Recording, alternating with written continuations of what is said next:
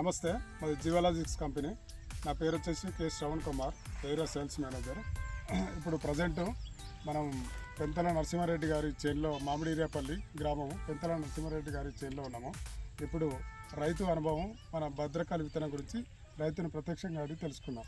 అన్న, మీ పేరు? నా పేరు వినయ్ అన్న. ఇంటి పేరు? పెంతల వినయ్. మీ డాడీ పేరు?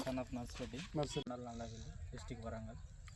మామూలుగా నేను ఈ సీడ్ పెట్టడానికి కారణం ఏంటంటే, లాస్ట్ ఇయర్ మా ఫ్రెండ్ ఒక అప్రోచ్ అయ్యి ఒక ఊళ్ళో ఫీల్డ్ పెడుతుంటే పోయి చూశాను. ఫీల్డ్లో బాగుంది, మిర్చి కూడా సైజు ప్లస్ కలరు, గింజ శాతం కూడా బాగుంది. అదేవిధంగా చూసి నేను కూడా తీసుకురావడం జరిగింది. నాతో పాటు ఒక 10 మందిని తీసుకొని పోయాను ఇదే సీడ్ కోసం. తీసుకొచ్చాను, పెట్టాను. ఒక 10-15 ఎకరాల దాకా పెట్టాము. బాగానే ఉంది, మీరు చూసుకోవచ్చు. కాయ కింద నుంచి మొదలు పెడితే లాస్ట్ వరకు ఒకే విధంగా ఉంది. కాయ సైజు పొడుగు ఉంది, కలర్ ఉంది, పర్లేదు.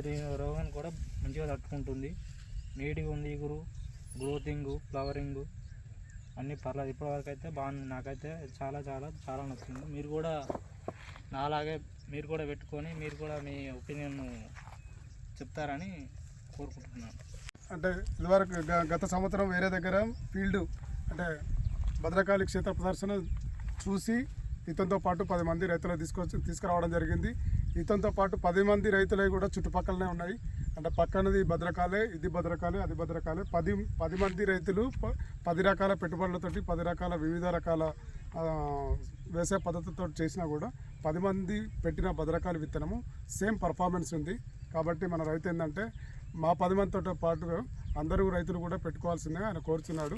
ఇదేంటంటే భద్రకాళి విత్తనము నమ్మకమైన దిగుబడి ఇస్తుంది కాబట్టి ప్రతి రైతు వేసుకోవాల్సిందిగా కంపెనీ తరఫున నేను కూడా కోరుచున్నాను.